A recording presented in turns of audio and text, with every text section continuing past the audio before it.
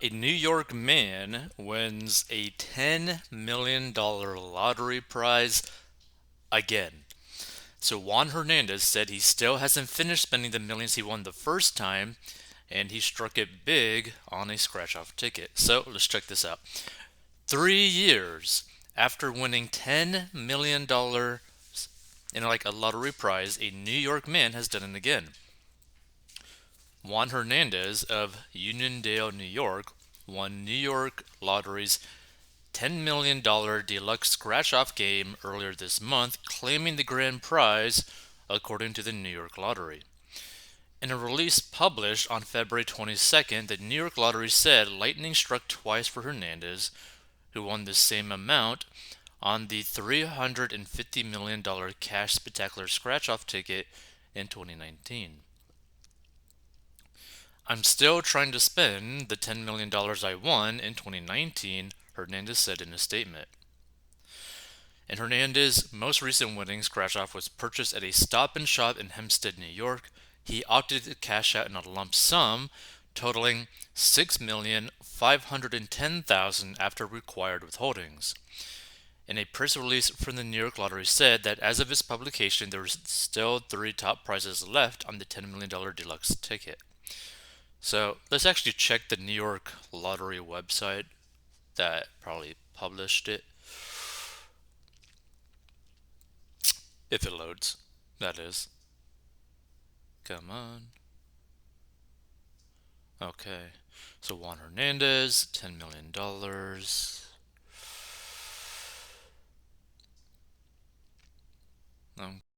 Okay, okay. Okay, so there's not really any more information about that. Like nothing else to really share. But here's the thing, right? He took out, the lump sum, $6,510,000, right? Now, here's the thing to really understand. Let's say that for some reason you ended up getting so lucky to win the lottery, right? And this guy got lucky twice, right? The way to choose whether or not you take the annual amount versus the lump sum amount completely depends on your relationship with money. So, what I mean by this is that numbers wise, taking the lump sum and then investing that money is always better. But since personal finance is personal and it's so common for people to come with a lot of winnings to basically lose everything within 5 years, sometimes it would be better to take the annual prize amount, right? Where you get a consistent amount of money every single year for 20 years. And the reason for that is because there are some people where their relationship with money is so unhealthy that they spend every single dollar that they have every single year, right? These are the type of people that could literally be making $200,000 a year but be living paycheck to paycheck. This could be people making $500,000 a year and literally be in debt, right? This could be someone making 50K a year and end up having 100K in credit card debt, right? It all depends on people's relationship when it comes to them and money. And it's kind of one of those things that people got to really like take a step back, look at themselves in a mirror and be like, "Hey, am I actually responsible enough with money, managing money, that I could handle having nearly $7 million in my bank account?" Right? You got to really ask yourself that because a lot of people can't. Like, there's a lot of people, especially today, that cannot handle having access to this amount of money, right? And look, taking the actually, I want to know what is the actual annual prize amount that he would have had. Bu- bu- bu- bu- bu- Games. I want to see if we could figure out. Let's see. Scratch off games. There's supposedly the $350 million payout, right? 3 million, 3 million, 118, 3 million, 350 million. No. Where the heck is it?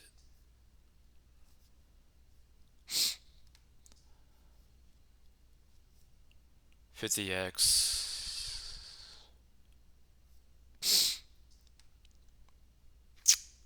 Dang, I can't even find it.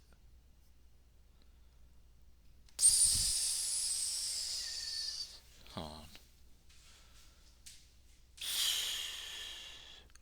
Filter by price. Game name. Oh,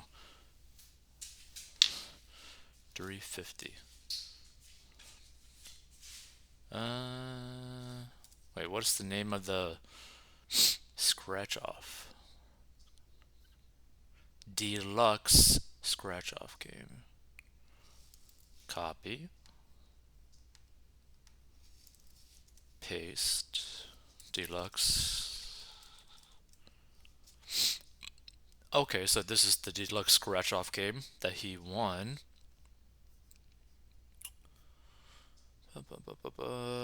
Prizes paid out. No.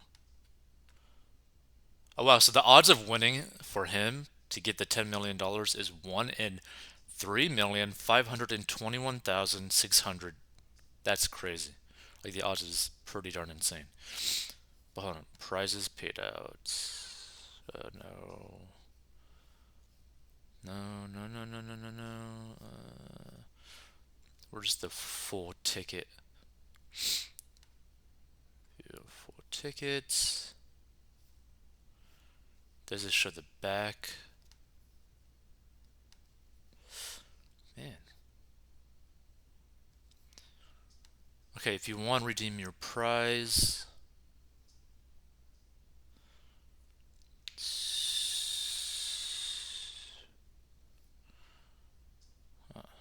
Hold on.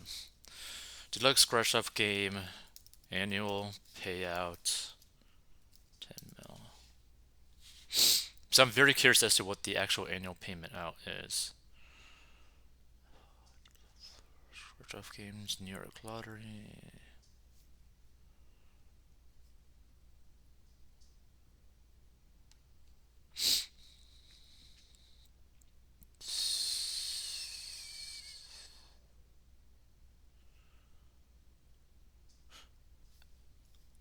You gotta love how like it literally does not show what is the annual payout.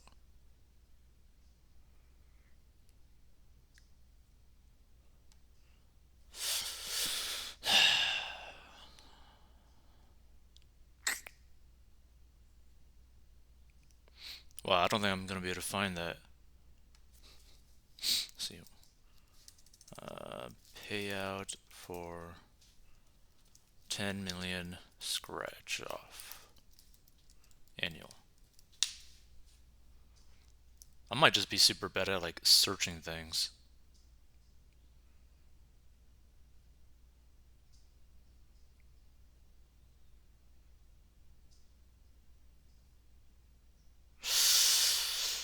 Uh,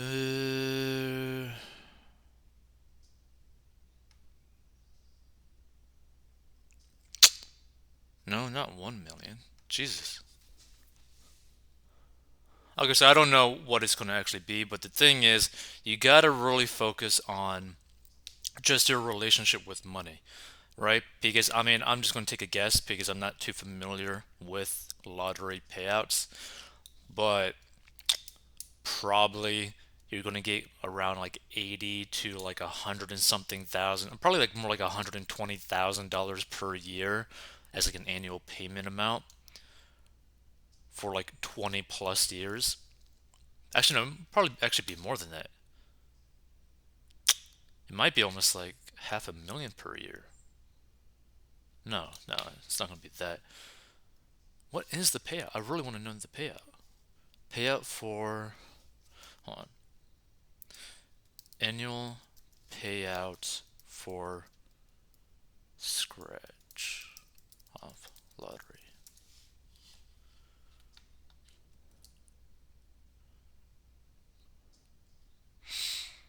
See. Let's see.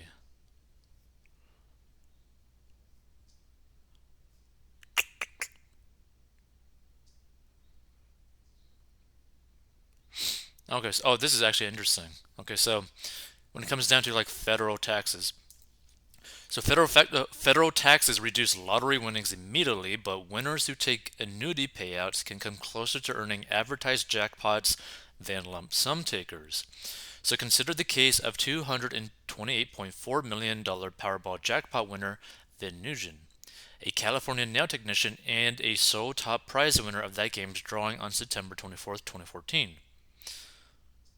So most big prize winners opt for the lump sum that would have been $134 million. Instead, Nugent opted for the annuity that will give him the full $228,467,735 jackpot paid out over 30 years. These those payments include interest that will accumulate from investments over the life of the annuity. Annuities also protect winners who might otherwise spend everything after a lump sum payment. So some winners may squander their funds all at once or not invest it properly, leading them to bankruptcy or other financial troubles. An annuity isn't for everyone. Annuities are inflexible, prohibiting winners from changing the payout terms in the case of an unexpected financial or family emergency. The annual payments may prevent a winner from making large investments, such investments generate more cash compared to the amount of interest earned on the annuities.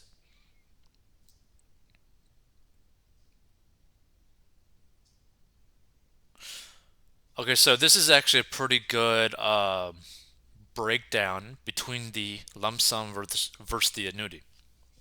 So even though we're not going to find out like how much the annuity for that 10 million is, because I just can't find it anywhere, this is actually pretty interesting. So payout structure. Lump sum. The winner receives the entire value of the prize at one time. The annuity payments. Payments are distributed evenly at a set interval until the total winnings are dispersed.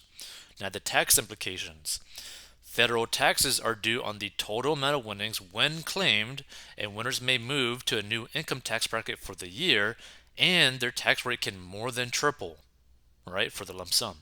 This one, taxes are deferred until payouts are received, and winners choosing annuity payments often hedge their bets that tax rates will be lower in the future. Okay, so investment opportunities. Payees can invest large sums of money sooner in order to capitalize on potential returns. Poor money managers cannot make large investments or other imprudent spending choices. The liquidity. Once tagged, lump sum funds can be accessed and used as the winner sees fit for the lump sum. Annuities are inflexible and prohibit winners from accessing cash in case of emergency. Next, best suited for the lump sum one, prudent investors who possess the knowledge to put their pot of winnings to work and manage their money wisely. Next one, for the annuity, those choosing to guarantee a steady flow of winnings that will continue to earn interest without the temptation to overspend. And this is the thing that you really gotta understand, right? Is that like, hey, which route makes the most sense for me, for my personality, and for my track record when it comes down to managing money. Because a lot of people think, like, oh, I'm just going to take this lump sum, I'm going to be a millionaire, all that kind of stuff, right? But they completely ignore the fact that they've always had credit card debt and they've always paid their minimum balance, like the minimum payment, right, on their credit card balance, and it just keeps growing the credit card balance. Oh, by the way, they also probably have hundreds of thousands of dollars in student loans that they just make the like minimum payments on. Oh, by the way, they probably also got a whole bunch of card debt. Oh, by the way, they might even have a mortgage on top of that, right? So it's just like people really need to understand that even though the lump sum in terms of like just numbers base makes the most sense, you gotta choose on an individual basis, like, hey, does it make the most sense for me? Is that the smartest move for me? Not for anyone else, for me, right? Now, I'll just use this as an example. If for some reason I played the lottery and I won 1 million, 5 million, $10 million, all that kind of stuff, right? I hate spending personally money, like personally speaking, I hate spending money so much that it would be okay for me to take the lump sum because I'm just going to stick it into an investment and pretty much never touch it for the rest of my life, right? But if, say, I had a spending issue, right? If for some reason I was living paycheck to paycheck, regardless of the income level, if I was, going out and like I was just like addicted to going out, or if I was addicted to doing drugs or something, right? Because anyone could be in that situation out there, right? I'm not judging anyone who's addicted to stuff. You just got to understand, like, hey, you got to really understand your personal situation as best as you can, right? So if I was having any addictions of any kind, I would not take the lump sum because that's basically just asking you to, you pretty much putting your life pretty much like non-existent anymore, right? Because money, especially a large amount of it, increases all the aspects of your personality, right? So if you're someone who is a big saver and you get a massive windfall, you're just going to be a bigger saver, right? If you're someone who goes out clubbing every single weekend or every single night, guess what? Having a windfall will make you do that even more and go even bigger, right? If you're a car person, having a windfall will make you get into nicer, cooler cars that cost even more money, right? Like money just exponentially increases every aspect of your personality. So if you're charitable right now with the money that you have right now, the more money you get, you're going to end up becoming more charitable, right? If you are someone who is a drug addict and you end up getting a windfall, you're going to become even more of a drug addict and probably harm yourself irreversibly, right? And that's something to really like have an honest discussion about. By the way, you could have an addiction to food, right? Having a windfall of money could cause you to become extremely morbidly obese if you have an unhealthy relationship with food. So you got to really understand yourself in terms of which route to actually take, right? By the way, if you want to learn how to get out of debt and manage your money in a very simple way, go to 40inbox.com so that if you ever were to get lucky enough to get a massive windfall or you start coming into a lot of money, you at the very least could manage your money well enough that maybe you could take the lump sum, right? But we'll see in future episodes. Just understand that it's not always so simple as, oh, I just want to take as much money as I can right now. Sometimes you got to really understand, like, hey, what's the best route for me? What's the best route for my future?